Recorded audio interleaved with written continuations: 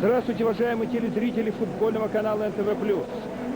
Я не ошибусь, если скажу, что мы вам приготовили очень хорошее мероприятие под названием «Интер-Рома» в 24-м туре итальянской серии А. Матч один уже состоялся в субботу, несколько раньше, и Лацио обыграл Аталанту с большим трудом 2-1. И вот на исходе первого тайма, того самого матча, который закончился, уже и сыгран, Баттани и Макинова в течение 1 минуты обменялись голами. Первый тайм закончился 1-1. А потом, аж в самом конце игры, когда все так, казалось бы, и завершится, Ливерани, хавбек Лацио, забил все-таки победный гол, и Лацио держала победу. Ну, немножечко поправила свои дела в турнирной таблице, разумеется, набрав 27 очков при от опасной зоны, слегка удалившись. И вот второй матч субботний. Интер-Рома. Оба клуба делегировали игроков в сборную Италии, которая выиграла у сборной России со счетом 2-0. Мы помним с вами в первом тайме легкий концерт в исполнении Гери, Монтелло и Тотти, да и других представителей обеих команд. Ну а что касается этой встречи, то вот участники уже того матча, который состоялся в Кальяри, собрались под знамена своих славных клубов с тем, чтобы встретиться друг с другом. На стадионе Джузеппе Меатса проходит эта встреча, он на ваших экранах. 1 градус тепла нам доложили. И если я не ошибаюсь, то судить встречу будет Матео Трефолони. Составы играющих команд, тем более уже участники на поле. Вот, вы знаете, я уже стал осторожен по этой части, когда речь заходит о составах. Да, Матео Трефолони, так что все в порядке, я не ошибся в арбитре. Да, так вот, когда заходит речь о составах, я стал несколько осторожен, вы помните и понимаете меня прекрасно, по какой причине. Вот, почему еще сейчас хотел бы попросить вас чуточку терпения. Почему? Потому что вот до начала игры был один состав с участием Вьери, потом появилась информация, что Вьери нет. Предварительные составы, которые я выудил, скажем так, в интернете, там несколько тоже все было иначе. Вот, поэтому лучше давайте так понаблюдаем немножко за игроками. Мы все с вами прекрасно знаем, вот мы видим Мартинса и Адриано. Ну и вот когда я увидел Мартинса и Адриано, я вижу Кассано и Монтелло, мелькнул Тотти, значит тут уже можно достаточно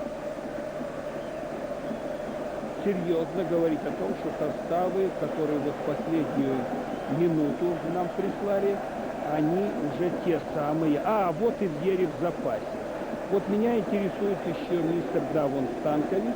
Значит, вот такие дела. Поэтому Интер в составе следующем.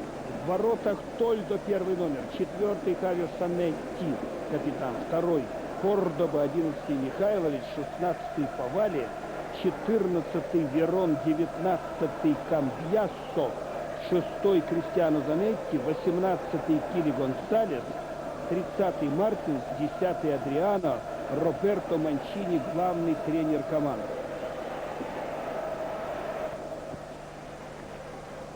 И Рома. У нее следующий состав. В воротах Пелицоли. 8-й Феррари, 31-й Делла, 5-й Мексес, 2-й Пануччи, 20-й Пиротто, 4-й Де-Росси, 25-й Куфре, 9-й Монтелло, 10-й Тотти, 18-й Кассано, Тотти капитан, Луиджи Дель Нери, главный тренер Интера Роберто Манчини. И вот игра началась. Это всегда принципиальнейший матч. Ясно, что в 24-м туре он играет главенствующую роль. Ну и мы видим, Пелицоли посылает мяч в поле.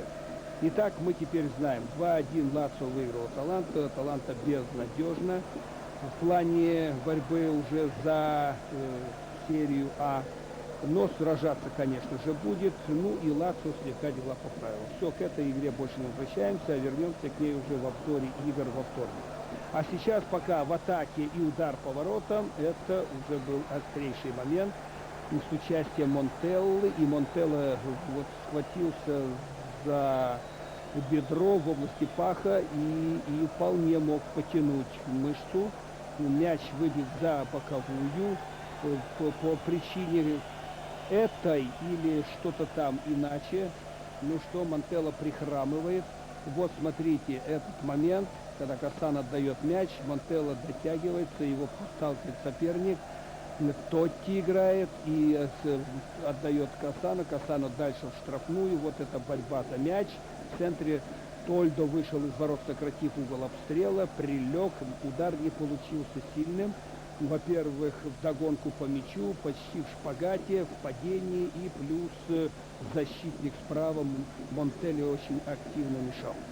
Уж коль скоро Монтелло так замелькал у нас, то фору вам напомнить, что он уже забил 18 мячей в серии А. Очень рад этому событию, отмечает в интервью. Плюс ему пока уступают Андрей Шевченко и Адриано, у которых по 14 мячей. И Адриано, вот он мяч получает, участвует в этой игре. Пасом подключает Хави Рассанетти. Еще дальше передача. И Верон пытался сделать все-таки наверх, у него до конца это не вышло. Тут же прессинг и тут же подача не лучшим образом выполнена.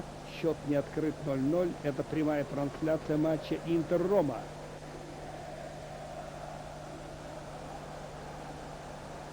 Тотти падает и штрафной зарабатывает. Кристиано Занетти его атаковал.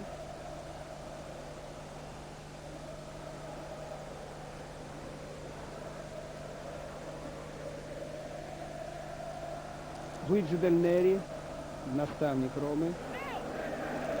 В порядке напоминания, Парма-Интер в предыдущем туре, ничья 2-2. Интер сумел спасти игру и проигрывая 0-2. Удар с дальней дистанции, рикошет, и Пелицоли успевает остановить мяч, летевший на угловой. Да, так вот, тот матч очень интересным, как вы помните, получился, и все-таки Интер сумел отыграться, но это уже 15-я ничья. Это что-то, может быть, даже аномальное, откровенно говоря. Пока что Камбьясо из глубины поля в направлении Мартинса сыграл. Там отбит мяч был опять не в направлении игрока Интера. Мартинс финтит, пасует штрафную, но не очень точно, и мяч потерян. И Кассано на левом фланге.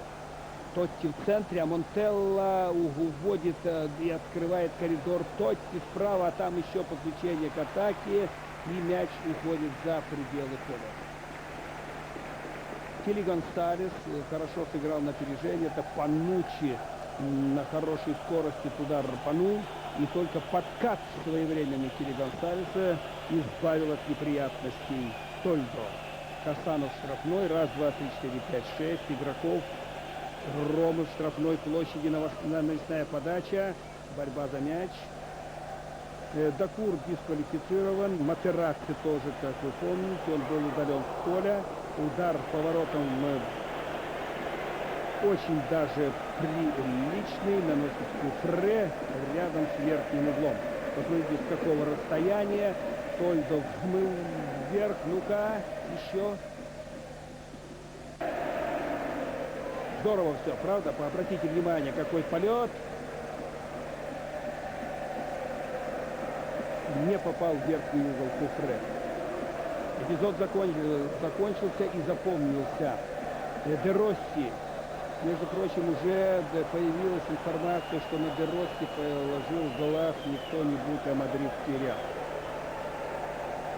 А Верона уже в Интере хотят просто-напросто его трансфер выкупить окончательно, с тем, чтобы он стал игроком стопроцентного Интера. Ну, еще кое-какие такие всякие вещи вокруг игроков, участников этого матча обсуждались, и в частности, какое-то там гражданское дело Мексикоса, ну и даже стоял вопрос его участия в этой игре, но все обошлось, и в матче Адриано постоит по правому флангу, тут же навес, опасный момент, все правильно. Молодец, Пануччи слегка так присел и отправил мяч на угловой. Вот смотрите, какой пас выдает Верон, забрасывает мяч за Делоса, а там Пануччи грамотно сыграл раз, а второй все-таки игрок Интера немного не поспевал к этой передаче, а мяч отошелся не Мартинсу, а противоположный фланг. Кордоба пришел в штрафную площадь, это он отыграл первый мяч в матче с Пармой. Красавец гол забил, дотянулся здорово до мяча головой, в верхний угол послал. Тут же правильно все сделано, Хавьер Санетти отдает мяч Хольдо, потому что на ноге сидел Кассано, и тот выбивает направление Адриано. Адриано толкает Купре, мяч Верона.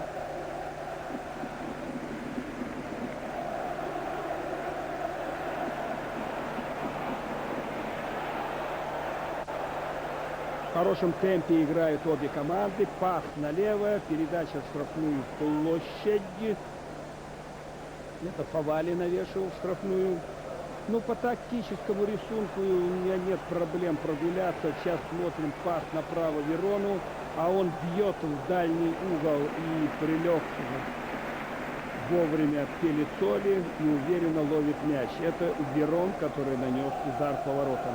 А мне понравился быстрый рывок вправо, открывая зону центра нападения, уводя защитника.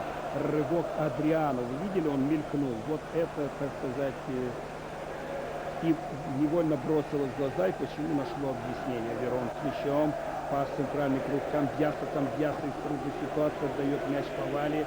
Фавали нежно пасует партнеру, и тут же в одно касание передачи на левый край. Фавали открылся, играет на коротке, бить поворотом неудобно, навесная подача, удар поворотом. Это Адриано, играет головой здорово, выиграл вверху соперника. И не попал, правда, в створ. Вот еще одна эта подача. Куфре ему проиграл позицию, самое главное. Вот об этом скользь мы и замечаем.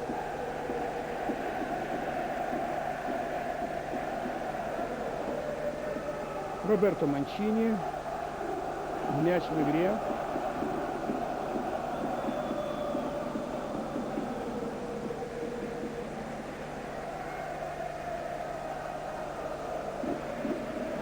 Рома пытается направить атаку через правый фланг. Не получается, пас у кого-то там.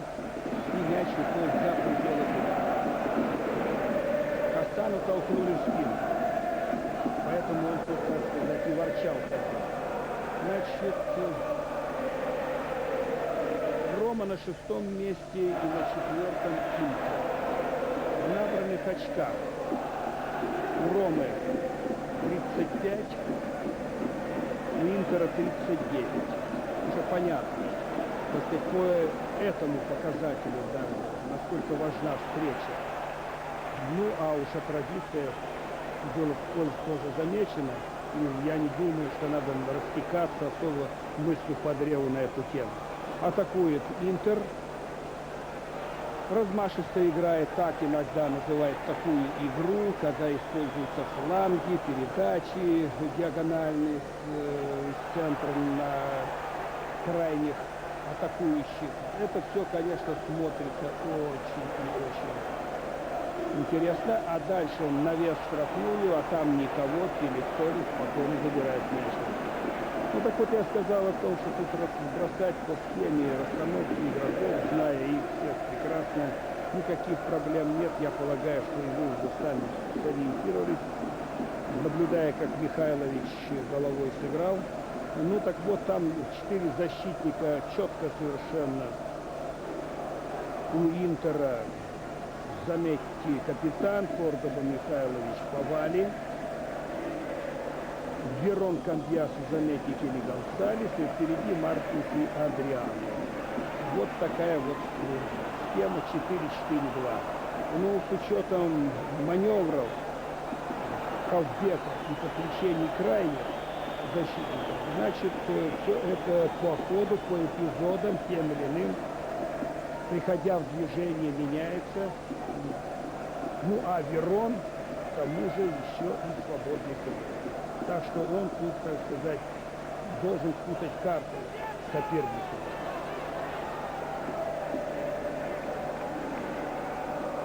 Верон. Пас очень откровенный, поэтому Куфре спокойно перехватил. Играет на коротке и дальше пас низом.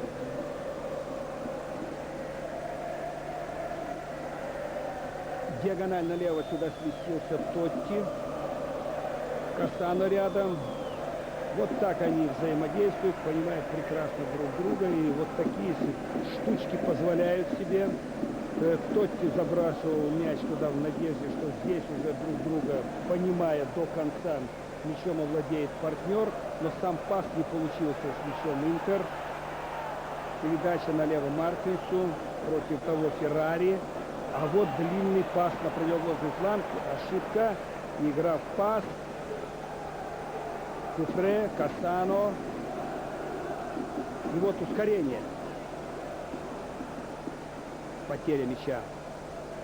Шел на сближение с Монтеллой, надеясь с ним сыграть. Павали. Длинный пас вперед на Мартинса. Феррари опередил темнокожего парня. Нексес играет Де Росси. Росси, ну так, особо не мудрствуя, сыграл с ближайшим партнером Пироттой, и дальше пошло вперед. Оригинально. Как всегда, Тотти налево отдать придется, никуда не денешься. Нет, все-таки ищет и находит Монтеллу, а тот все-таки остается с мячом, но в офсайде. Теперь вы поняли, почему я говорил, сыграй налево? Все подкупало, но чутье подсказывает, что там в плане вне игры что-то может быть.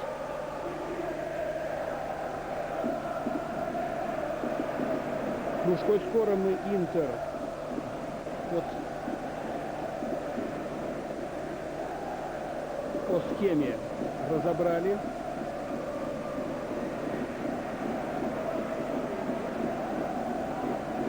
То здесь все легко читается и в плане расстановки Ромы. Значит,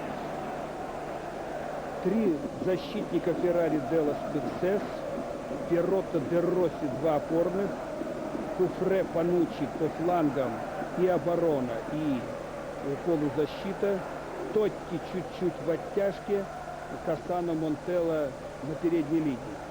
Это так, очень грубо схематично, но учитывая вот эти все бесконечные перемещения троицы святой в атаке, Рома, Кассано, Тотти, Монтелло, плюс подключение и Пануччи, и Куфре, это становится уже проблемой для Интера. Вот Куфре с мячом.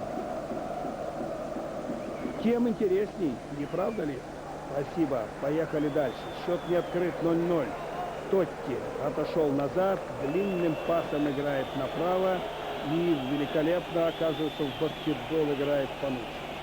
0-0. Луиджи Бельнель. Кассано не поехал играть за сборную, жаловался, что травмирован, на поле вышел против Интера. Ну, время как раз было достаточно, чтобы восстановиться и отправиться от травмы.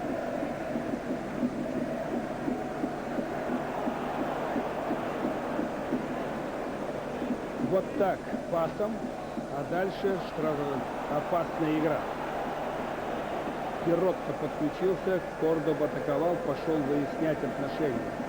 Да, значит, все правильно. Судья Трифолони абсолютно прав. Ведь вы видели, играл Пиротто, а до мяча Кордобе еще было 3 метра. Он как взвился, так и пролетел это расстояние, врезался в соперника. И пошел еще выяснять отношения с арбитром.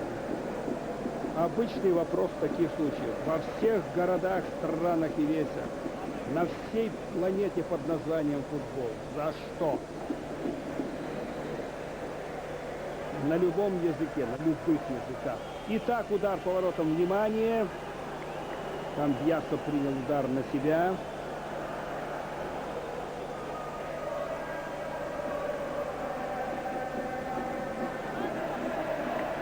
Куфре подходящий удар, но вот еще сильнее удар у этого парня, который набирает ход, но не успевает пробросить мяч мимо Де Росси, и Де Росси хлопотал желтую карточку. Или Пиротто, мне казалось, Де Росси. Ну хорошо, судье виднее, ну-ка. Да. Там и Мексес пошел в отбор. Но раньше толкнул, вот в чем дело, толкнул в спину Пиротто соперника. Так, штрафной удар в пользу Интера. 0-0 по-прежнему. Перевод мяча на левый фланг. Это в стиле Верона.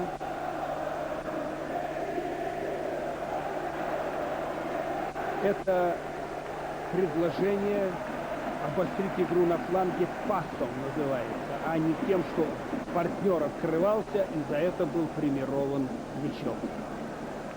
Это хороший прием, но он требует всегда более свободного пространства. Камбьясо, Павали.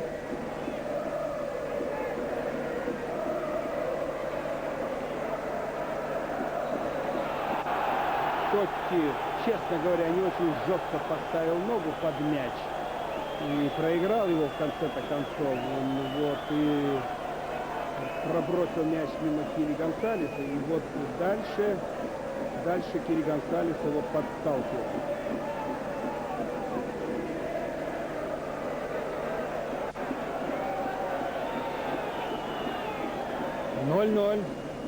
Матч в Милане на стадионе Джузеппе Меазza.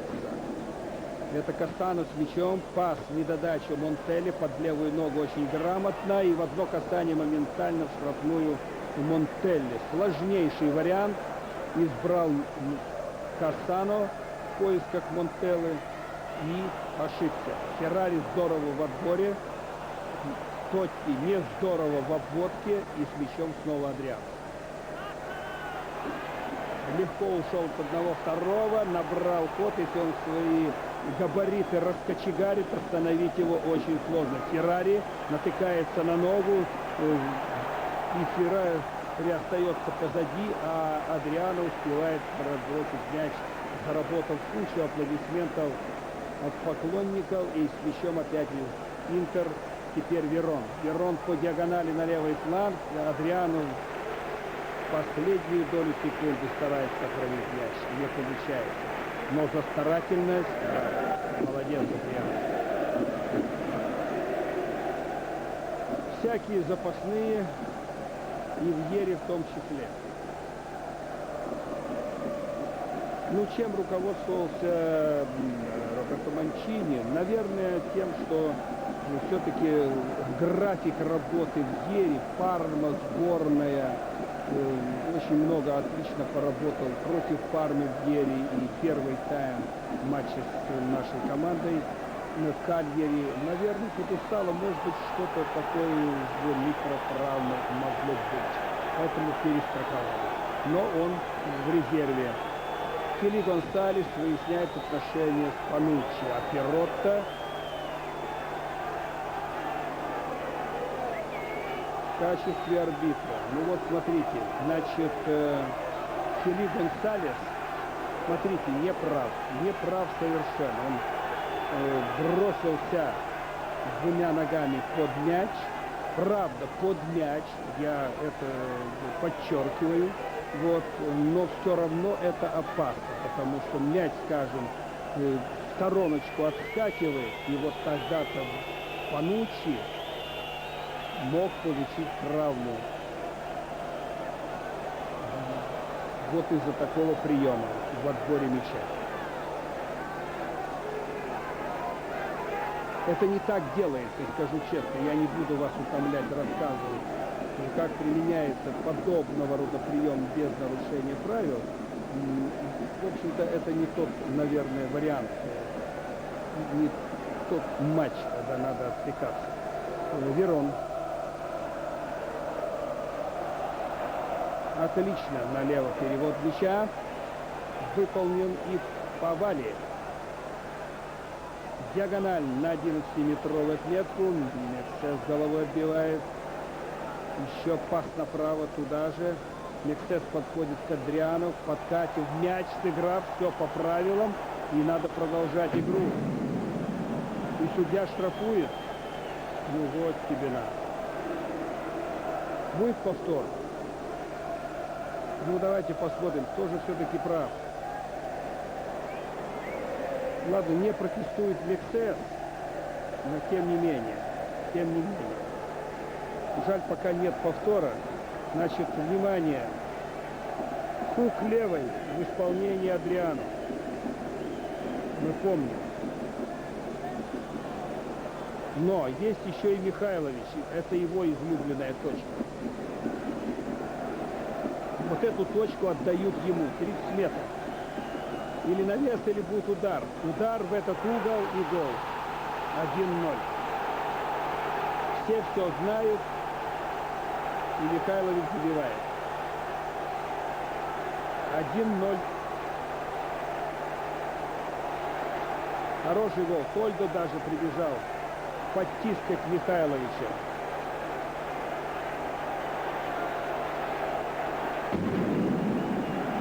Пелицоли, по-моему, по волейбольному как-то летел за этим мячом.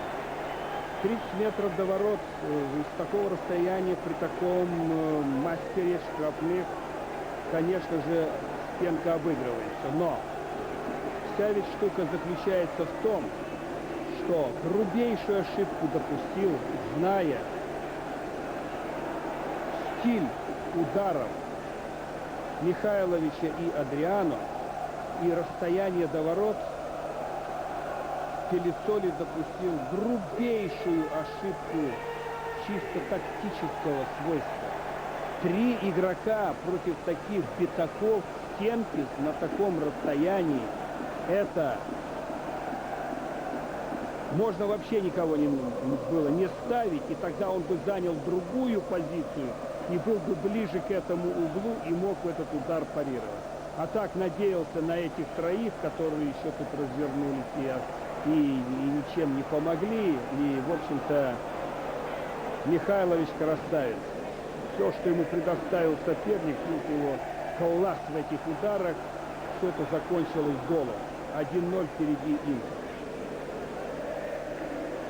Разбор этого полета, так сказать, в назидание и нашим, если кто-то из них что-то смотрит и наматывает на ус.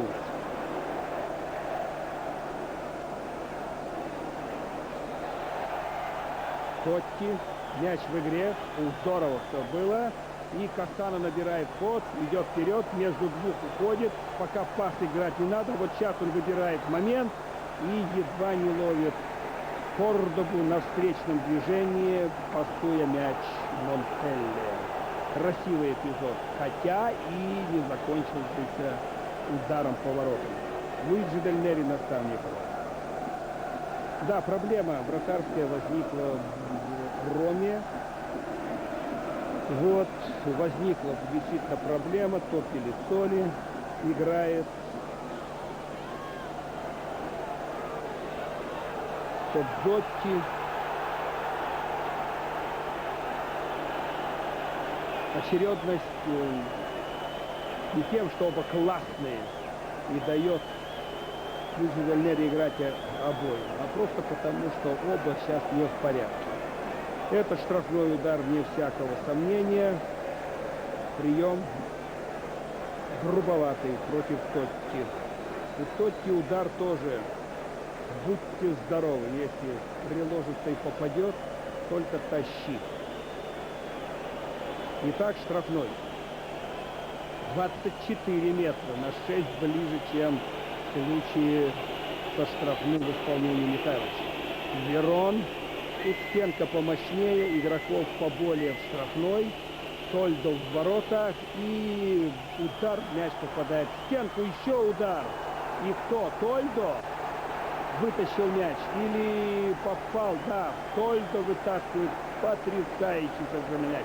Внимание, дорогие друзья, смотрим. Удар.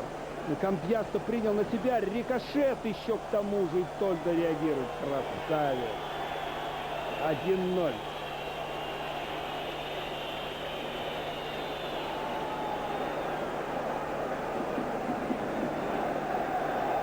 Ну, здесь уже опыт должен подсказать. Тольдо не спешит. Смотрите, вот этот удар. Там, конечно же, отвлекали 3 игрока Ромы, стоявшие перед Тольдо, ясное дело. Но свистка нет. Удар мощный. А кураж присутствовал. Заряжен был Тольдо. Очень здорово на игровой эпизод. И сработал просто потрясающе. 1-0. Впереди Интер. Мексес подножкой сшиб соперника. Мяч в игре. Это Верон. Забросил его туда Фавали. Фавали получает мяч. Играет еще левее. Это Кили Гонсалес. Опять Фавали, пас назад. Ну а теперь навесная подача. Продолжается атака Интера. Вы запомнили вот этот диагональный навес. И сейчас это уже удар головой в исполнении Адриано. В борьбе с Куфре мяч ушел за пределы поля. Вот только что был навес перед этим навес. И один из игроков штрафной площади Ромы отбил мяч, и атака получилась продолжением, опять навес, и Адриано не попал. Так вот, когда видишь поле, чувствуешь ситуацию в обороне. Вратарь даже, если хотите, или вот защитник, он мог не играть этот мяч, а просто пропустить, и он улетает. А так возникла вот такая следующая ситуация. Борьбой вверху Адриано защитник. Все понятно, я обрисовал. Видение поля.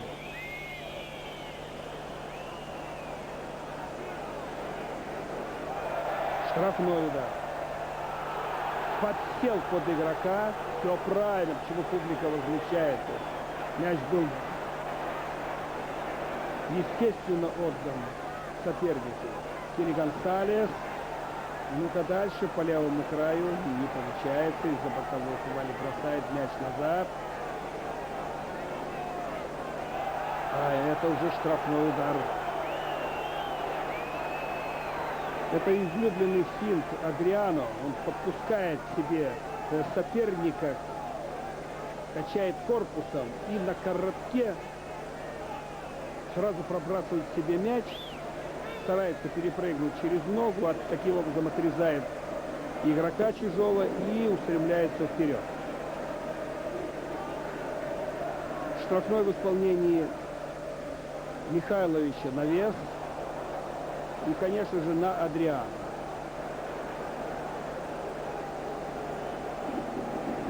Он считает, что его толкали. Роберто Манчини согласен с ним. И вот навесная передача. Ну, конечно, Деллас тут его просто убрал руками, чтобы не мешал.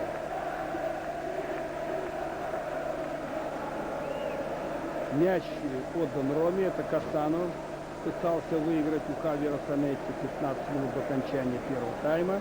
1-0 впереди Интер. Мяч забил со штрафного Михайлович.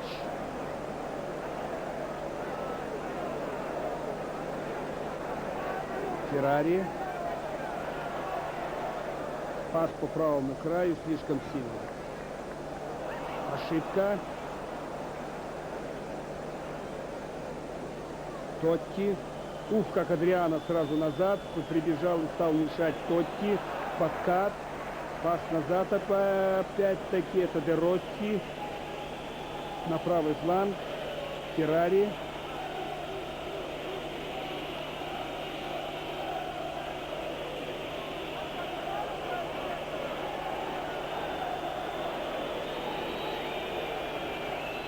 Удар низом угловой.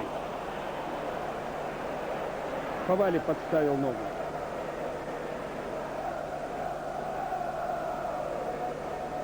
Это Пануччи бил низом штрафную площадь. Итак, угловой. Третий в исполнении Ромы, но 1-0 впереди Интер.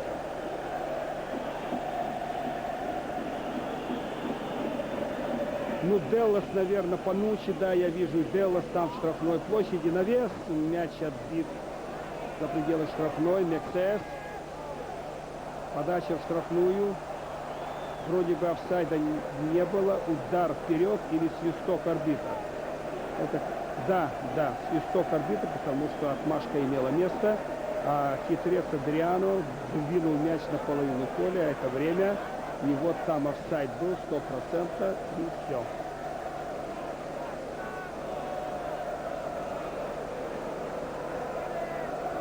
Тольдо.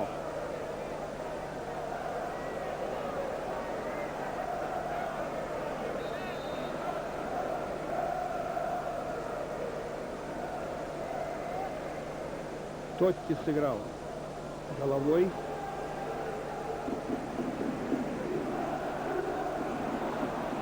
Тотти с мячом. Очень узко играет Рома. Много игроков сразу Интера оттягивается к своей штрафной. Куфре играет коротко с Кассано. Кассано пытается здесь все-таки прорваться по этому флангу. Уходит в центр. Передача туда дальше в середину. Задумка хорошая. Чуть повыше надо было бы мяч поднимать. Тотти с мячом. Им мешают. Пас поперек поля. И вот в одно касание. Ловко. А вот дальше пройти невозможно. Все перепасовки. Ну-ка, ударь поворотом. Феррари бьет, но высоко.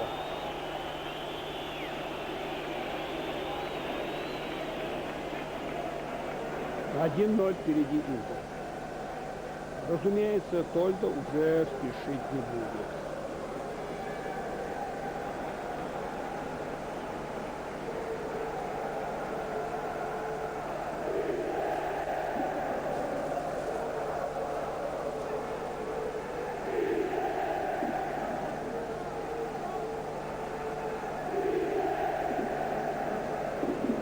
Куфре там головой выиграл, ну и что еще? Ничего больше. А это Адриано, ловко. Камбьясо, Верон, здорово. И Кили Гонсалес. Пас Адриано. Теперь передача Маркуса перехватывает мяч Адриано. И тут же не мешкая удар по воротам. Публике это нравится. А мяч, по-моему, задел игрока Ромы и должен быть угловой. Точно.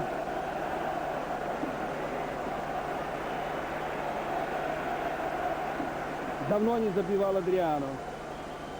Народ соскучился. Лидировал в соревновании бомбардиров, но его обошел Монтелло. Навес. Удар по воротам. Мимо. Адриано ударил, столкнувшись с Делосом.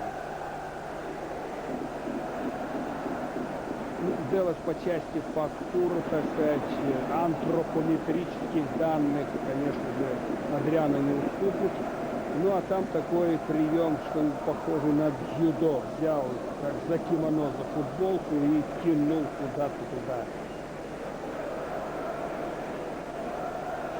Кордоба. Еще один точный пас. Ну вот, это элементарная небрежность в исполнении Верона. Даже не верится Тотти, такого серьезного игрока. Кассано, Тотти.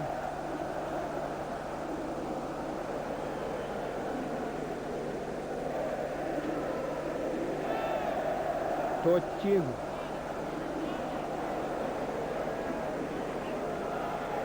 Де Росси. Камбьясо. Тотти с мячом. Пас налево.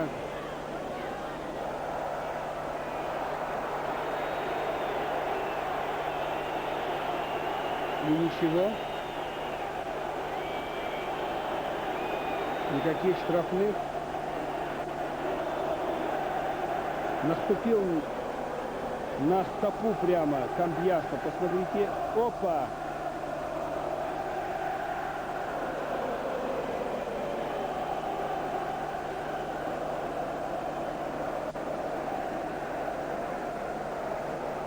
Это игра слов.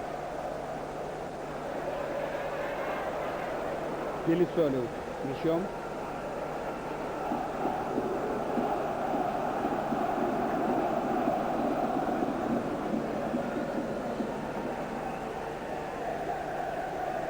Пирота де Росси, Тотти очень что-то замысловато здесь пытался сотворить и опять получил по спине.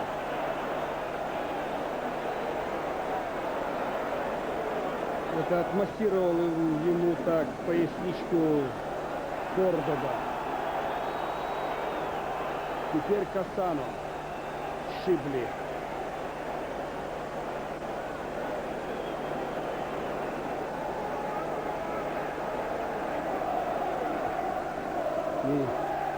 И опять-таки Кордоба.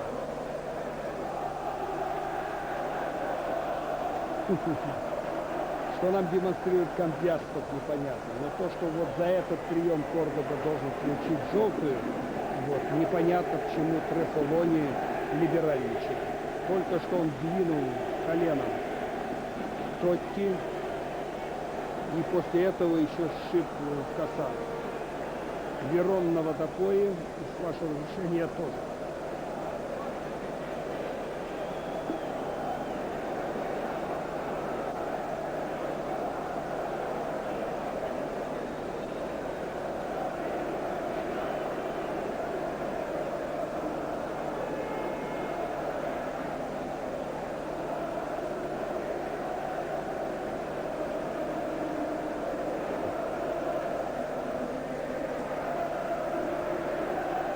Между прочим, 1 градус тепла, а вот видите, как жарко. Ну что ж там Кассано.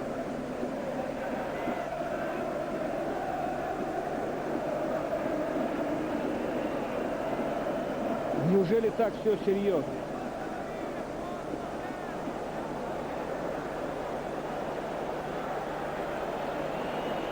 Да, заплел ноги, конечно, от души Кордоба. Желтая, вне всякого сомнения за это. Так называемый отбор мяча. Непонятен Трефолони.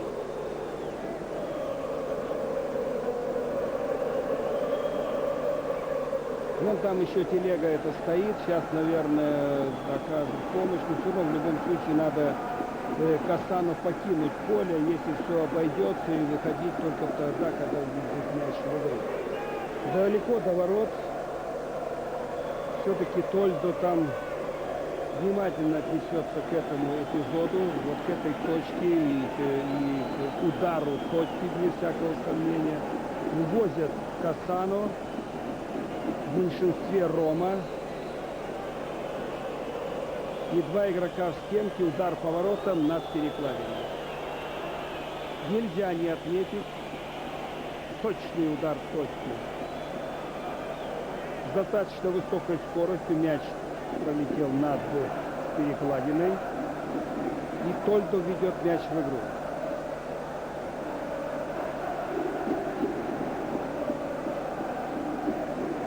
Повали, мяч в игре.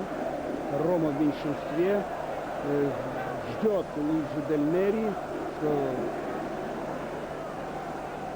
скажет Кассано, сможет, не сможет продолжать игру. Тотти отдает мяч направо, передача еще дальше. Это Монтелло. Финт 1-2, не пускают на ударную позицию. Подача в штрафную. Кордоба здорово работает на перехвате. А Адриано пробросил мяч себе на 30 метров на свободное пространство, а тут Куфре. И Де Росси с мячом. Тотти. Пас Монтелли. Монтелло был закрыт. С мячом опять игрок Ромы.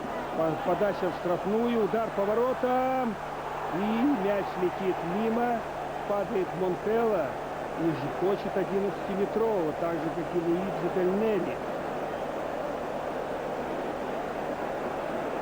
Смотрите. Вне игры не было. Тотти отдает мяч Монтелли. И там играет Кордоба. Пенальти не было.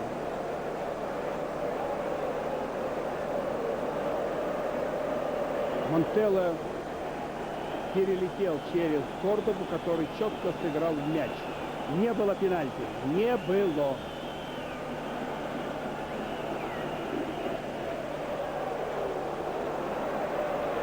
Кордоба здорово играет. Опасный момент. Да, вот эта игра. И опять Кордоба. Человек без страха и сомнений. Настоящий защитник.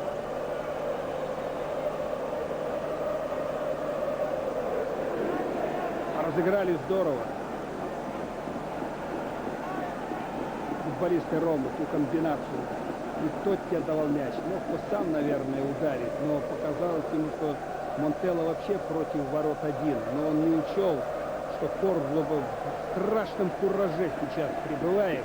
И вот он-то как раз в подкате и успел к мячу раньше, нежели Монтелло.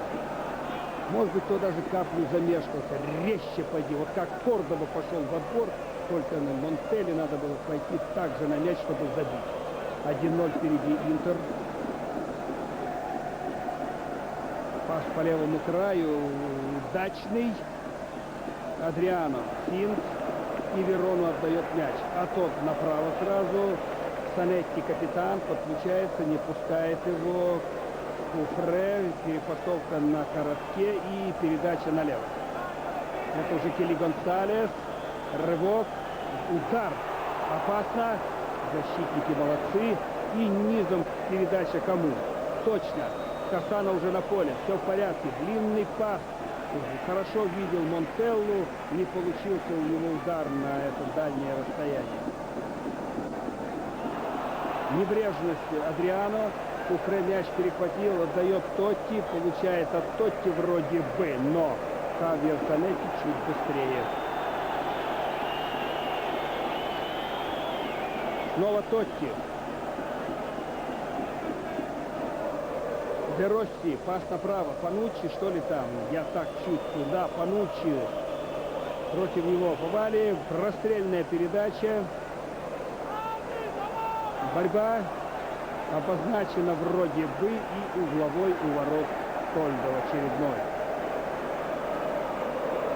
У Михайлова еще находится еще пяточек секунды, чтобы кое-что сказать арбитру.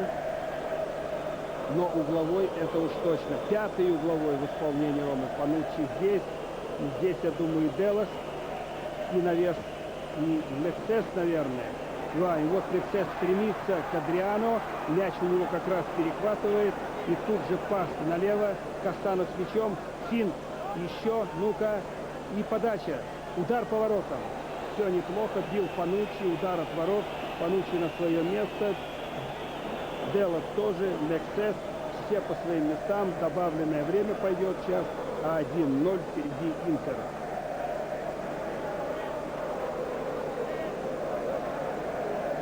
Тольдо не должен спешить, как опытный игрок, успокоить всех и потом подальше от ворот и обязательно в борьбу. Мартинс.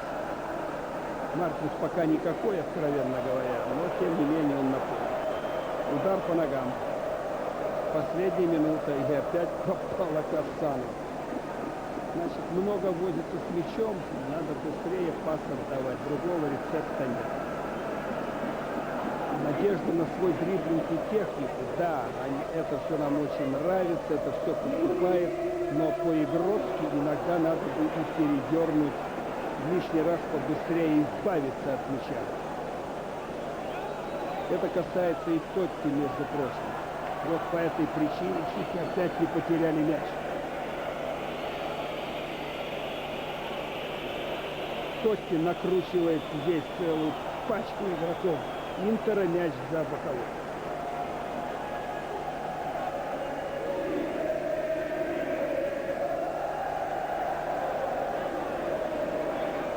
Пошла уже первая минута, даже заканчивается добавленная, и свисток судьи. Это Куфре. Хасан. Куфре. Кристиано Занетти, волонтерский номер, свисток судьи.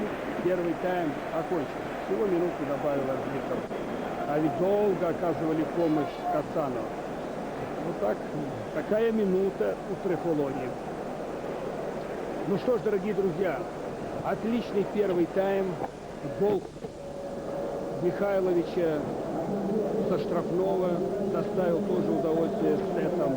Масса всякого рода технических приемов, по делу или нет, это уж другой вопрос, но не могут не радовать они, так же, как и отдельные комбинации, разыгрываемые той и другой командой. Это хороший, большой, по-настоящему футбол в исполнении великих мастеров первые 45 минут. Если я слишком восторженно об этом говорю, ну что ж, вот так я воспринимаю эстетически то, что я увидел. После перерыва продолжим. Уважаемые телезрители футбольного канала НТВ+, мы продолжаем прямую трансляцию из Милана. Интер-Рома, 24-й тур итальянской серии А. В субботу две игры. Одна уже закончилась. Лацио выиграла у Аталанты со счетом 2-1. На последних минутах первый тайм 1-1. И Аталанта очередное поражение. Интер выигрывает у Ромы со счетом 1-0 после гола со штрафного. Вот в эти правые от нас ворота, вместо левого инсайда, пробитого Михайловичем. Пелисоли поставил очень плохую стенку. Лучше бы он ее, как говорится, и не ставил. Она его только ввела в заблуждение. И Михайлович спокойненько эту стенку обыграл и послал мяч в угол ворот. 1-0. Интересная очень игра, по общему мнению. Я уже здесь переговорил в перерыве со многими нашими друзьями, моими друзьями. И все говорят о том, что действительно матч смотрится с большим интересом. Ну, при том, что, конечно, агрессии какие-то присутствуют, не без этого. Но надо еще отдать должное, так пораскинул немножко и проанализировал игру в первом тайме Интера. И как раз задаваясь вопросом, почему все-таки каждый раз в единоборстве туговато приходилось даже признанным дриблерам и технарям Ромы. Вся штука в том, что, наверное, тактически Роберто Манчини со своими подопечными поработали как следует перед этой игрой. И, по сути дела, так пространство лишили соперника. И как только получает Касан, Тотти или Мотелло мяч, на любом участке поля, любой другой, как тут же, словно коршуны, бросаются на этих игроков или на этого игрока с мячом. Футболисты Интера, кто-то на подхвате, и вот этот прессинг и заставлял игроков Ромы спешить, торопиться и терять мяч. Правда, они сами иногда просто-напросто увлекались своими излюбленными техническими приемами и на этом тоже подчас теряли мяч. А так, в принципе, когда все получалось, конечно, все это смотрелось очень-очень интересно. Итак, все, пожалуй, в эмоциональном плане о том, что мы видели в первой половине. И Делос посылает мяч вперед на левый край. Это Куфре. Там пока с левой стороны что-то запивает Рома и нарушение правил. Вот это все то же самое, о чем я только что говорил. Есть такие еще понятия, как, скажем, игровая дисциплина, своевременный пас. Увы, забывается.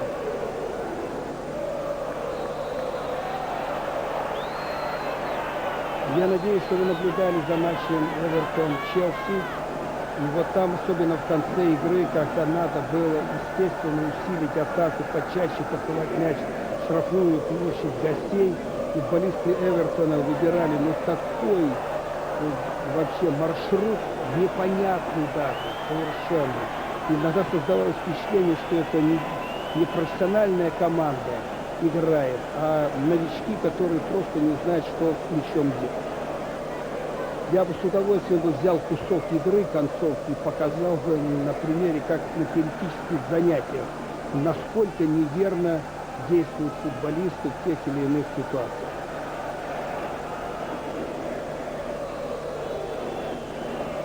Итак, штрафной удар в исполнении Тотти, он не бьет по воротам, а все ждали именно этого. Тут же отдает мяч по линии, и там перехват. С мячом Рома. 0-1 Рома проигрывает.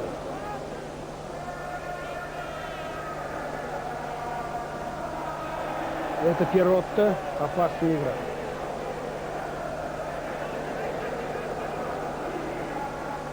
Ушел от столкновения Мартинс. И вовремя. Благодаря природной ловкости.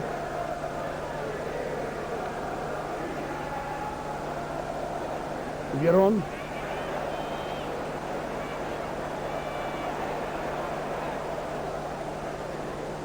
Адриано играет в стенку, мяч получает в штрафной площади, натыкается на соперника, падает, Куфре вместе, и все по правилам. Нарушений не было. Адриано сам наткнулся на Куфре. Мартинс нарушил правила. Перед началом второго тайма нам снова показали и Манчини, халбека правого Ромы, он в запасе, что-то не ладится, и Луиджи Дель Нери, его уже, вот который матч, не ставит стартовый состав.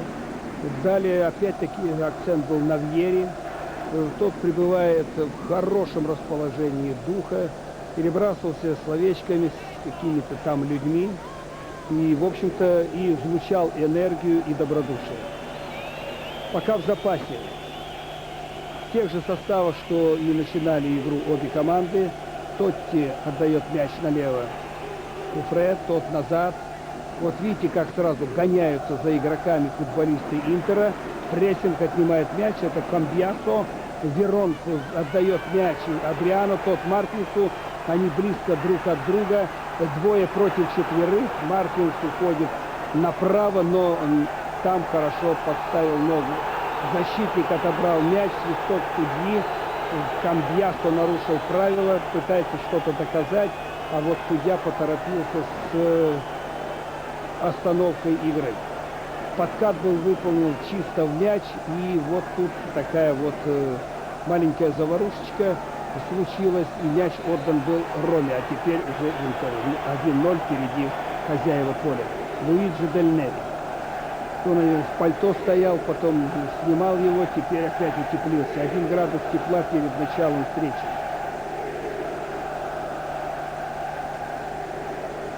Адриано будет бить поворотом, внимание. Удар был, но высоко.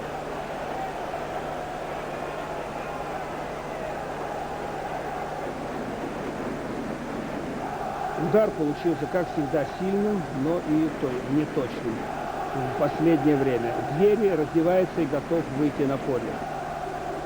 Вот его уже приветствует публика. Легкая разминка, через минут несколько центр-форвард появится в своем составе.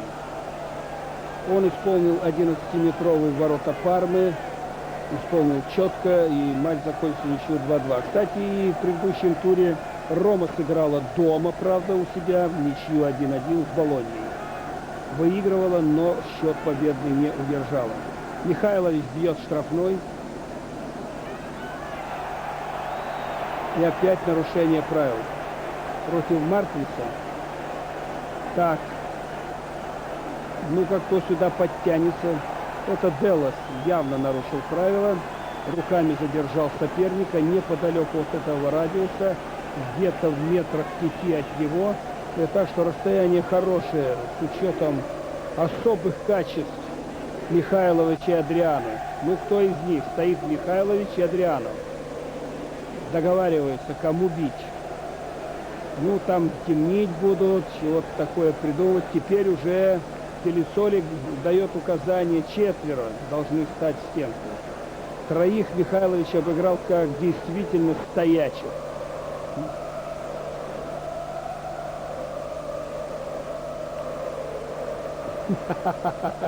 Хорош, да?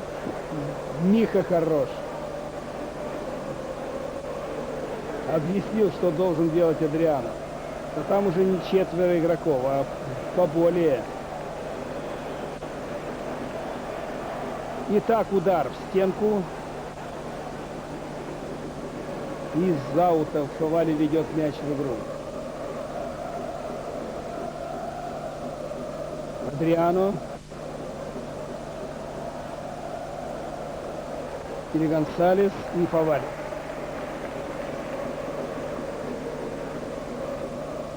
Мяч в игре — это Адриано, отыграл Фавали ловко. Удар от ворот.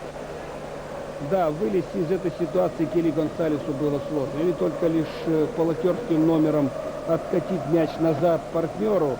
Тот у бровки стоял. Станкович начинает разминку тоже в составе Интера.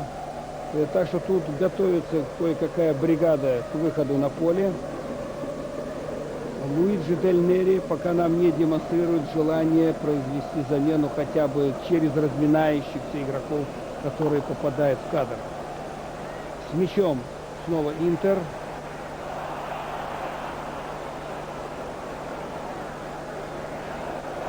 Перротто упал на пути соперника Кири Гонсалеса.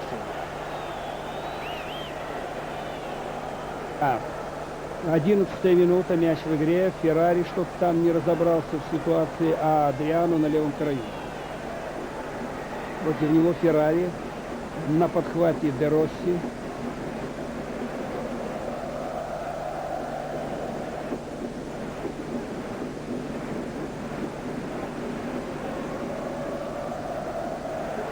Все проходит. Навес угловой. Все правильно Куфре делал. За спиной был соперник. А некоторой части защищавшихся показалось, что игрок слева был в офсайде. А вот посмотрите, не был, потому что, видите, центр обороны, вот парень, который поднял руку, это Делос.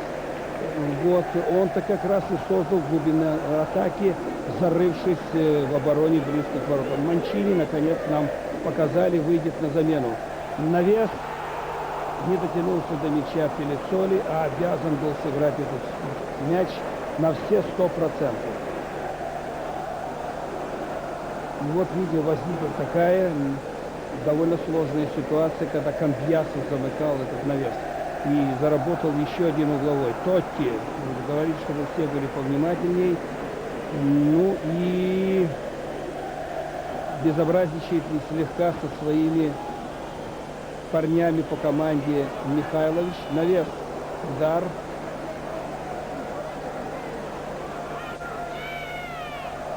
Кавио Санетти. Мяч у Ромы. Касано. Пас направо. Отлично. Пануччи. А тот на 11-метровую примерно. Направлении Тотти. Феррари. Пануччи. Перевод налево.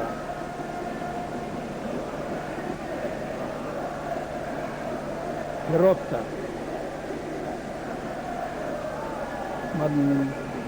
Пануччи. Навес. Опережение. Не получается у игрока Ромы. Ловко сыграл Тольдо. Молодец, вратарь. А какой бросок в первом тайме был. Какой мяч он вытащил чисто рикошетом. Ух! Адриано. Куфре.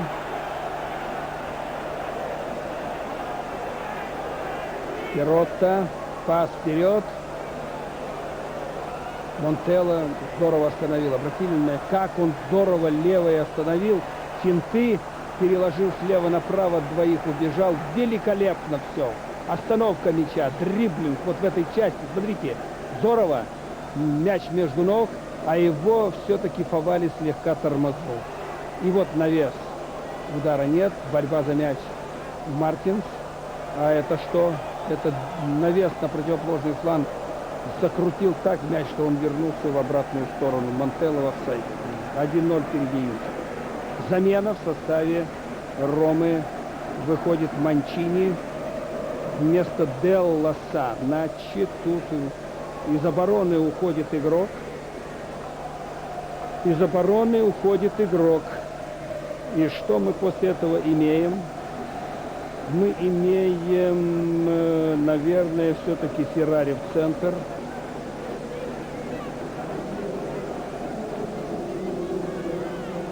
Или Мексес и Пануччи. 3 защитника может играть теперь Рома. Усиливается атака. Ну, значит, может быть, дано будет задание Перотти больше все-таки в роли опорного уделять обороне. Ну и Манчини будет тут с правой стороны. Не забывать тоже о месте правозащитника. Короче говоря, такой свободный довольно-таки вариант. Станкович готовится выйти на поле. В составе Интера.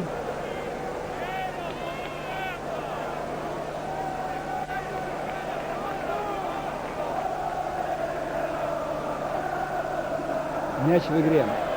Мартинс.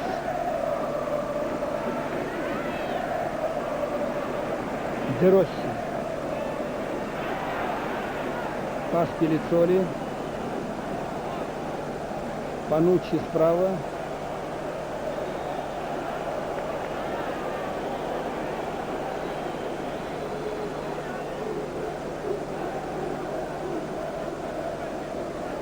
Да, 3 защитника. Пануччи, Мексес и слева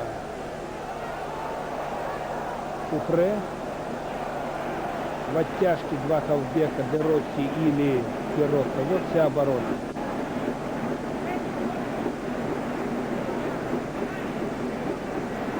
Подцапались слегка Монтелло и Кордоба.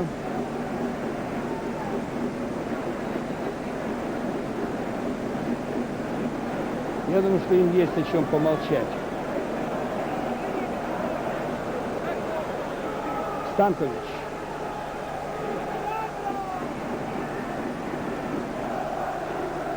Мексес. Перотто. Мексес. Феррари.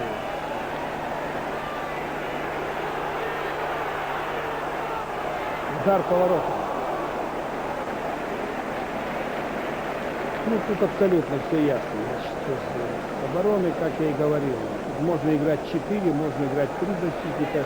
Когда убирается центральный защитник и выходит атакующий игрок, всегда надо здесь, так сказать, определиться в конечном счете, что команда и проигрывает, но как и чем она будет защищаться. Вот этому, может быть, чуть-чуть подробнее об этой замене и перестановках в обороне Ромы.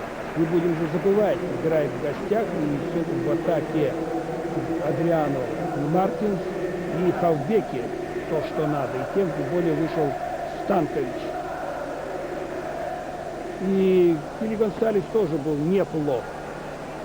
По заданию, наверное, отработал так, как и полагалось. Подустал, сейчас вышел другой, более свежий и с хорошим ударом. Феррари. Рома должна вводить мяч в углу за боковой. Пануччи бросает. Пас налево. Куфре.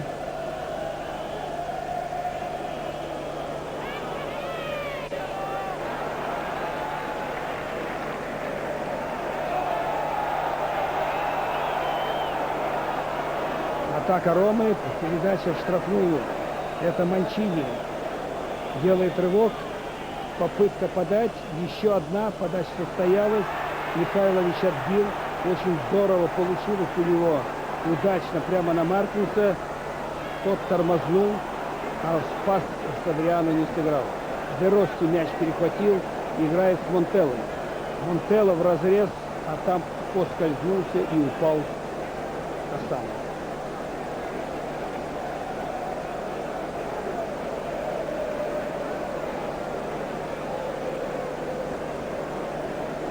И поскользнулся, и споткнулся. Неожиданно Кассано, и вот и поэтому атака на этом и закончилась. Кордоба. Ошибается Манчини. Тотти в одно касание. Ловко и здорово.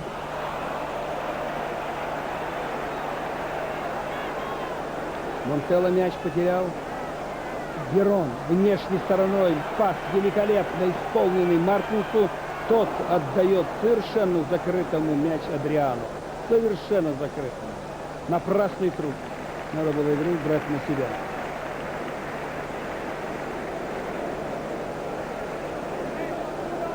Мартин старателен, но еще не обтесался как следует в такой компании. Но если что-то у него прорвется, остановить невозможно. Передача на Монтеллу, но раньше у мяча Михайлович. Павали ошибается. Пануччи, Манчини, Пануччи. Пас поперек быстренько, так и было. Игра в стенку. Бит Тотти, штрафной удар. Кордоба нарушил правила. Еще в первом тайме должен был получить желтый. Мы вспоминаем тот эпизод, повторяться не будем, мы знаем за что, когда Кассано получил награду.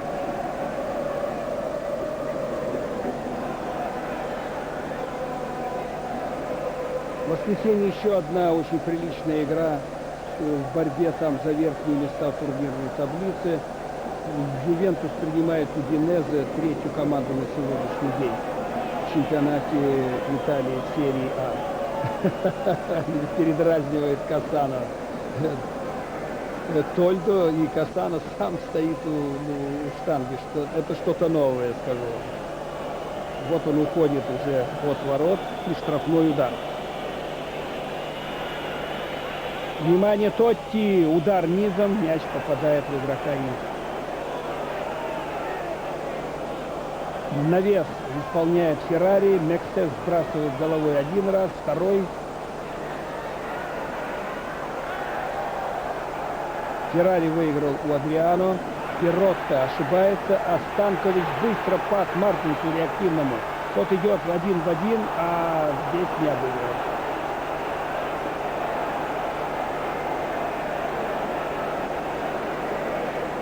Де Росси, Манчини, Тотти, отлично. Снова Тотти открывается в штрафной, пас от Кассано, мяч уходит за пределы поля. Хозяйничает Кордоба по-настоящему штрафной. Действительно хозяин. А вот прострел, это Михайлович сыграл. Тотти. Против него Павали. Аут.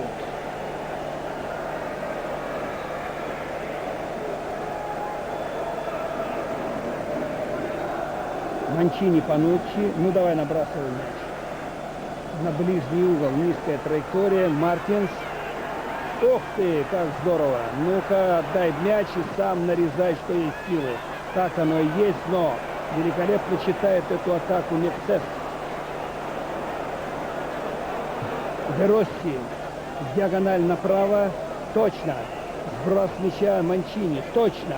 А на противоположном фланге Монтелло дежурит. От Тотти низом посылает мяч и играет в пользу Интера. Тем самым. Опять Тотти.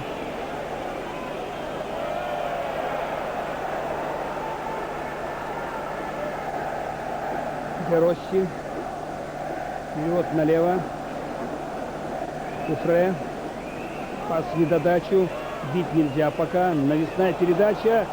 И игры нет. Ну-ка, что там? Сложно? Да, сложно все. И Верон прекрасно чувствует ситуацию, отправляет мяч абы куда и подальше. Там надо выходить всем из штрафной и побыстрее, и оттуда выжимать вот этих вот технарей. Куфре.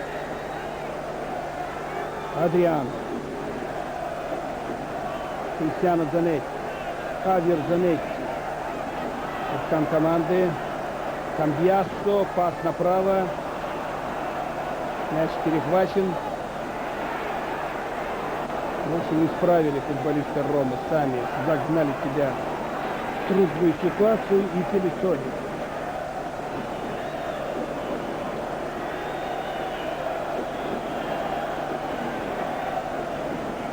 Что-то там не так, мяч покидает. Ах, вот что. Эх, надоедает все это уже, откровенно говоря. Ну что ж тут не переделать болельщиков. Ну, хват хорош, а? Приспособление замечательное. Из русской печки казанки вынимать классной каши. Не пробовали? Рекомендую. Мяч в игре 1-0 впереди Интер. Мексес. Все Мексес. Очень узко. Видите, там все сошлись в центре. Там Монтелло. Здесь на правый фланг все сместились. Мяч потеряли. Футболисты Ромы — это Верон. Левой ногой на противоположный фланг. Куфре сбрасывает точно Де Росси. Де Росси смотрит, кому отдать. И ошибается, переводя мяч на правый фланг левый, попадает в соперника. Хавьер Занетти. Де Росси пытается ему помешать, не удается. И тот уходит вдоль бровки против Перотты и посылает мяч и зарабатывает угловой. Да, я сказал, что Ювентус играть будет с Удинезе, а Милан будет заканчивать 24-й тур на юге Италии против Реджины. Уходит с поля Верон. Ну ничего, поработал хорошо.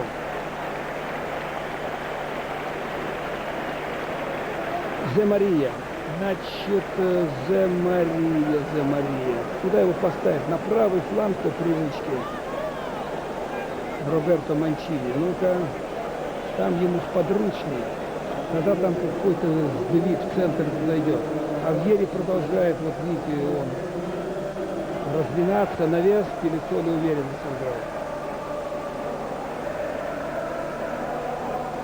Манчини,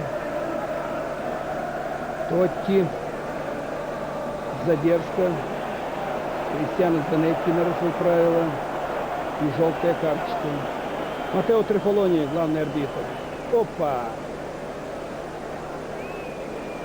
Запрещенный прием. Де Росси покидает поле.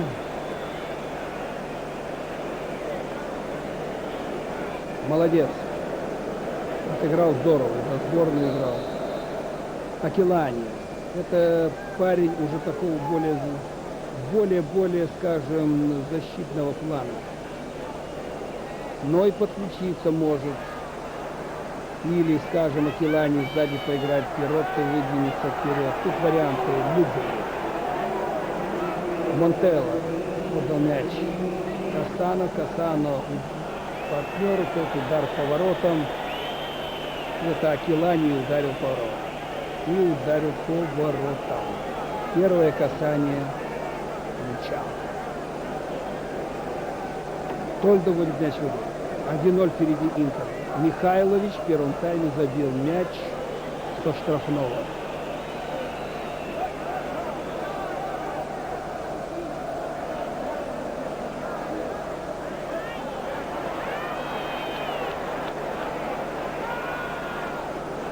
Пока мяч в центре поля.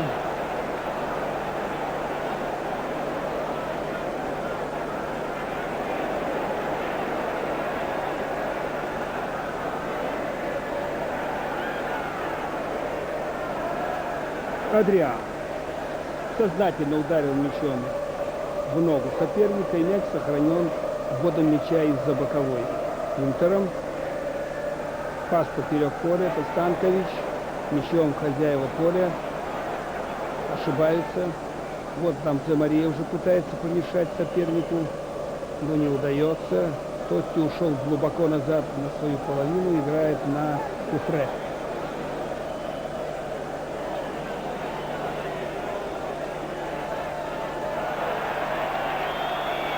И вот потеря мяча, это Де Мария.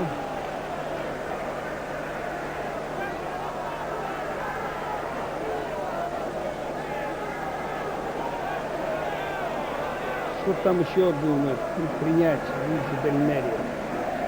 Перепасовка. По-настоящему игра в атаке не получается у Ромы.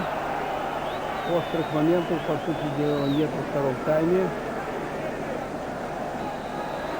Тактика мелкого пола, прессинга, предложенная Интером, работает на все 100. За этот прием Кордоба должен был получить вторую желтую и удален с поля. Судья либеральничает.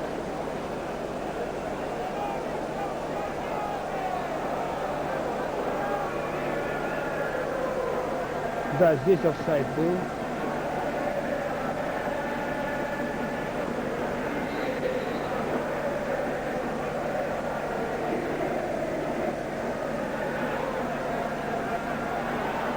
В атаке Интер.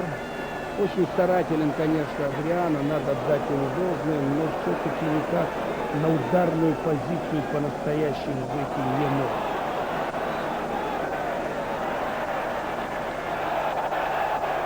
И вот нарушение правил.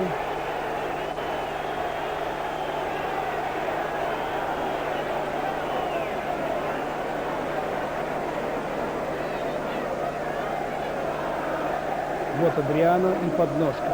15 минут плюс добавленное время еще. Играть. И Михайлович, это его точка. Правда, очень далеко до ворот. И Пелицоли даже не думает ставить стенку. Ну а что Михайлович все-таки бьет по воротам. Вот так-то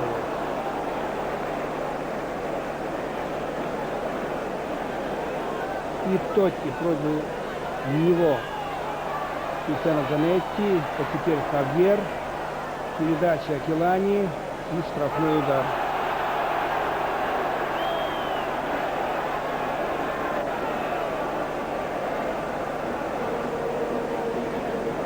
Ну вот видите как, Де Мария, за эти вещи надо наказывать опять-таки Горчишника. А не стесняется расстояние. Михайлович ударил поворотом, не очень ловко играл Пелицоли. Вы заметили, он и поскользнулся и принимал мяч от того, что поскользнулся, уже не собранный. А так, лишь бы подставить руку. Ну, обошлось, ладно, все, 1-0 впереди Интер и штрафной в исполнении Тотти. Удар выше ворот.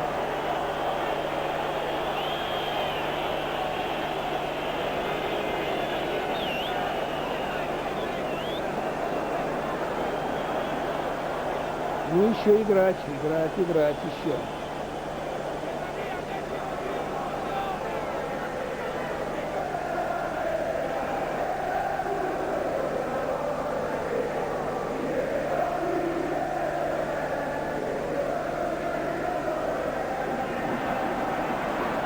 Мартинс.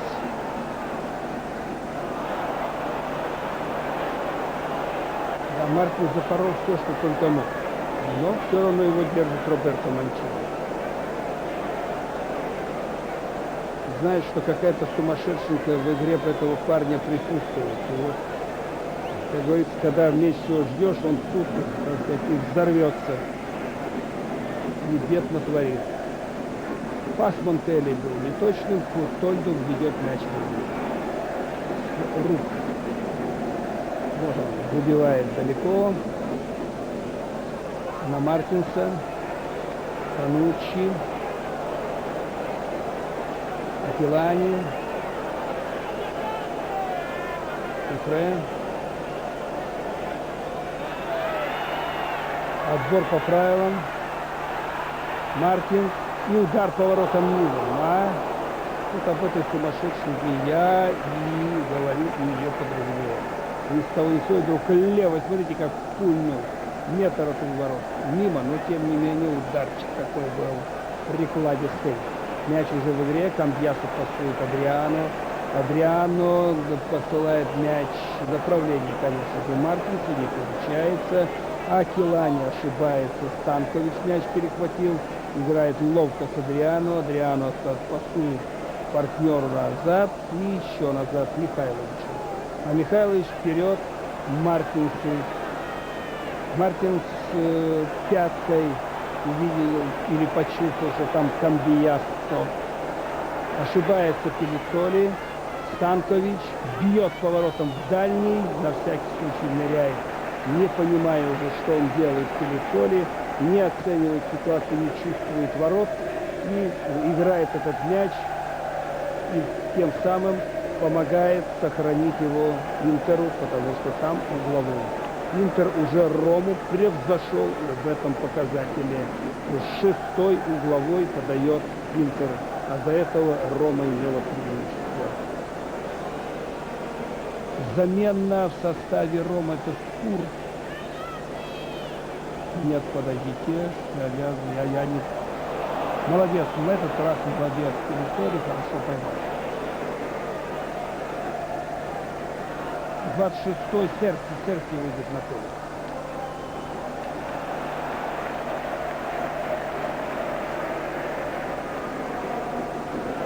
В общем, Луиджи Дель Нери пытается всячески усилить атаку своей команды, но тактика Интера, плотная игра по всему полю, не позволяет гостям развернуться, как того хотелось бы им. И вся эта техника, дриблинг, обводки, оригинальные ходы заканчиваются еще на подступах к штрафной площади. Но вот все-таки точки с мячом чуть бы точнее налево было бы лучше. Однако атака продолжается. Манчини. Адриано на газоне. Свисток Трефолони и желтая карточка Мексети.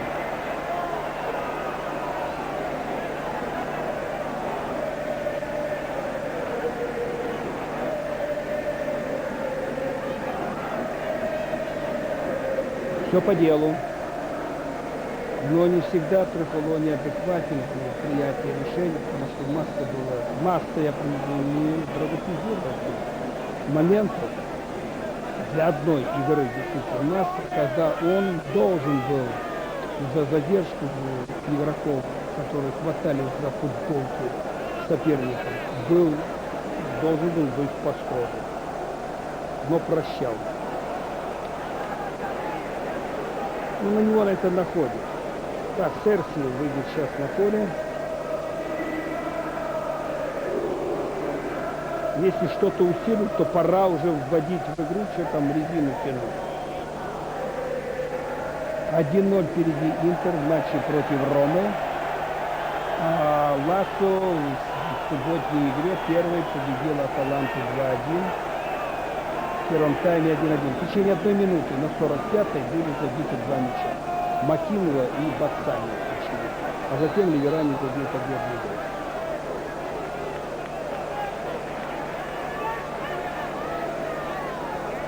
Рывок делает Кастано и почувствовал боль в мышце.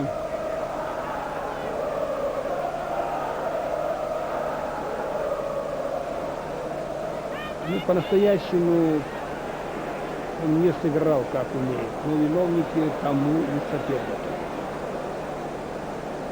А пока Адриано, против него Акилани, Пануччи, удар от ворот или угловой? Удар от ворот. Пелицоли вводит мяч в игру.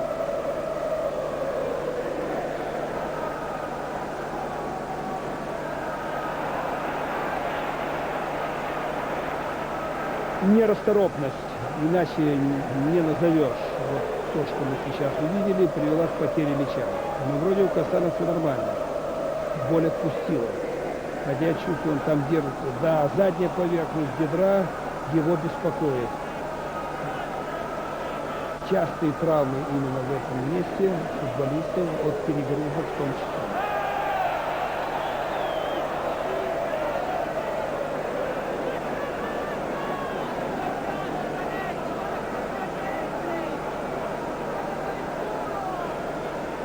Пока он остается на поле, Бурдисов вместо Фавали.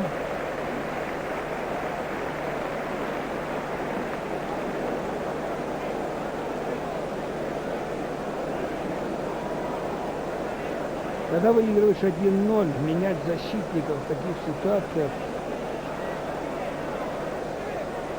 не знаю, правильно или нет, тренеру, конечно, виднее, но когда все сыграно, притерлось, так, знаете, и все удачно, невольно задаешься вопросом, а чем руководствуется в конкретной ситуации, в этом случае Роберто Манчини. А это уже голевой момент, который вроде бы должен был использован на все 100 Станковичем, но он двинул, что есть силы, в ближний угол, а там как раз и находился Пелицоли по всем правилам эпизода. Что, теперь Касано получил желтую карточку, он пошел на замену.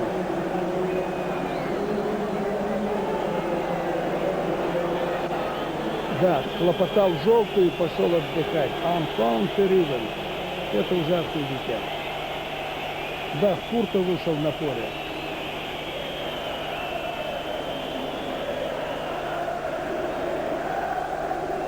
Нет, сэр, это фантастика какая-то. Я прошу прощения, но это с этими вот такими нюансами показа тут может заблудиться.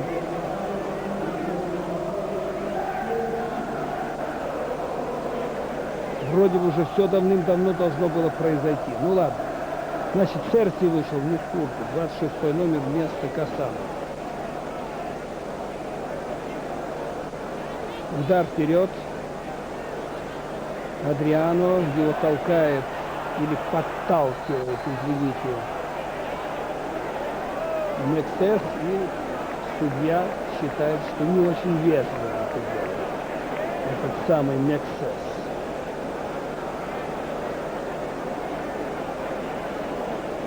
Штрафной удар. Михайлович. Дверь его в шапочке, задумчив, спокоен. Команда выигрывает, все нормально. Он отдохнул. Штрафной удар. Это уже близко. Это тот самый местечко Михайловича, с которого он забил в первом тайме. 1-0 впереди Интер.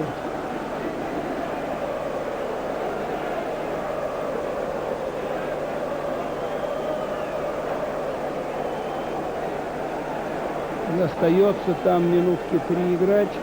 На нашем секундомере может быть чуть больше, плюс добавленное время. И вот этот штрафной. Михайлович и Адриан. И Зе Мария. И Зе Мария, между прочим, тоже обладает хорошим ударом и хитрым ударом.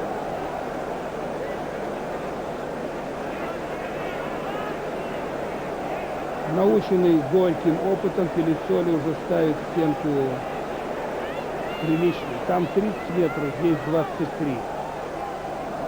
Удар состоялся, Пелицоли на выходе. Там Пьясто ему мешал.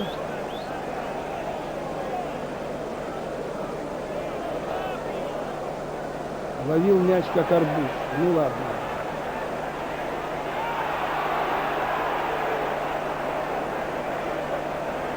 Зе Мария. Мяч в поле, борьба. За боковой будет бросать.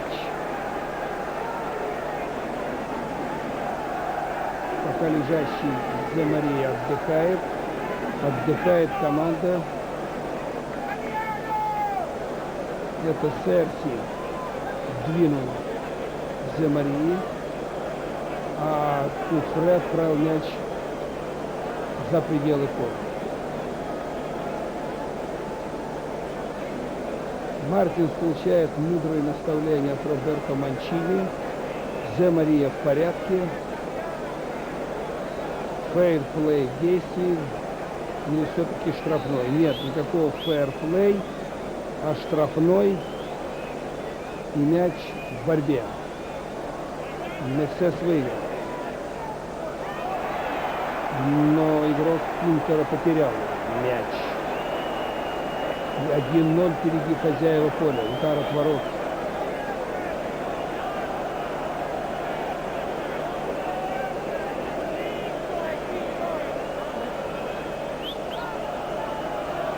Вот так. Если уж Кордова идет в борьбу, так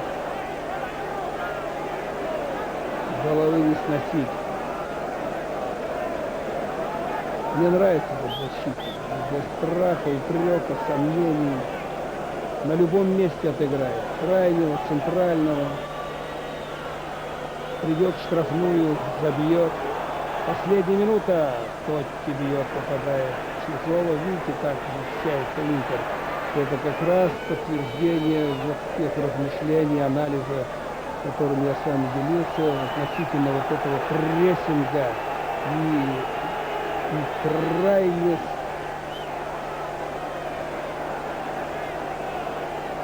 серьезной игровой дисциплины.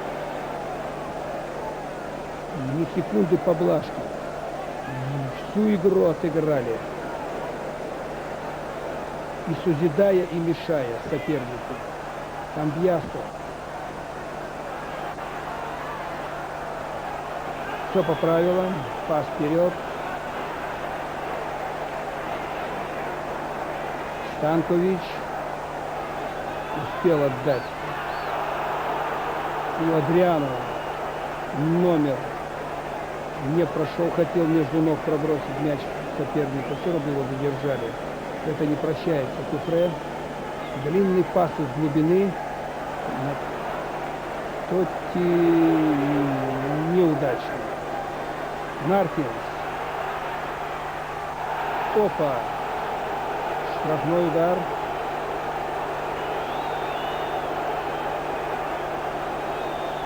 Куфре красная карточка. И Рома в меньшинстве.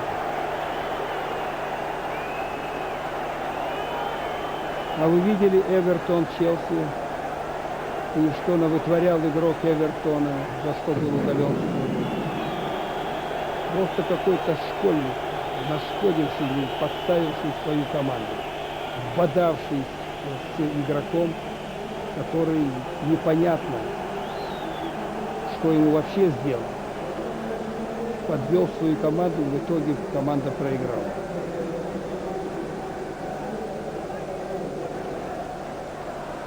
Все это нюансы и части очень серьезной игровой дисциплины, которую в этом матче Интер демонстрирует великолепно, как надо. Не безгрешный, не без этого. Но в матче таких сильных соперников любая мелочь на вес золота. Вот теперь в меньшинстве. Тут отыгрываться надо, что-то предпринимать, сыграть ва-банк. И вот на простом совершенно варианте в отборе мяча такая неточность. Удар по воротам. Вот вам и второй гол. 2-0. Начинайте с центра поля и отдыхайте. И опять Михайлович. И опять обвод стенки. По-моему, Пересоль забыл, что это такое, как ее ставить.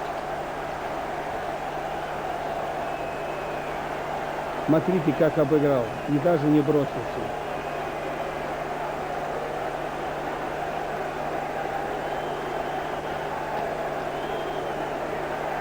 Да, проблема вратаря у Ромы серьезная сегодня. 2-0. 2 гола со штрафных Михайловича. Красавец Миха. Учебно-показательные варианты ударов Михайловича. Учебно-показательные варианты, как не надо в исполнении голкипера Пелисоли. Вот такая простая игра в футбол.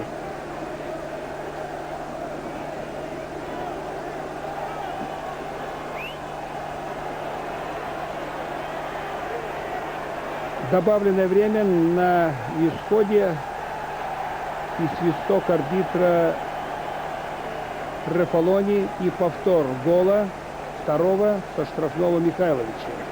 2-0. По делу, абсолютно по делу победа Интера над Ромой. И таким образом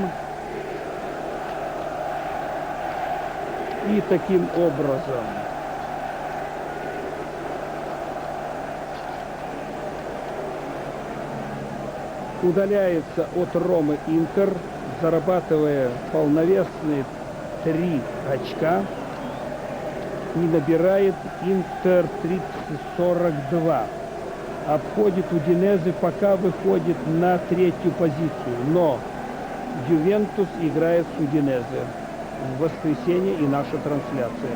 Так что мы пока обозначили набранные очки и потерянные Ромой 3 очка. 35 так и осталось. Ну и 2 игры в субботу. Лацо выиграла у Аталанты 2-1. Интер имел превосходство и в контроле мяча. По делу выиграл, констатирую еще раз факт. Да, по делу.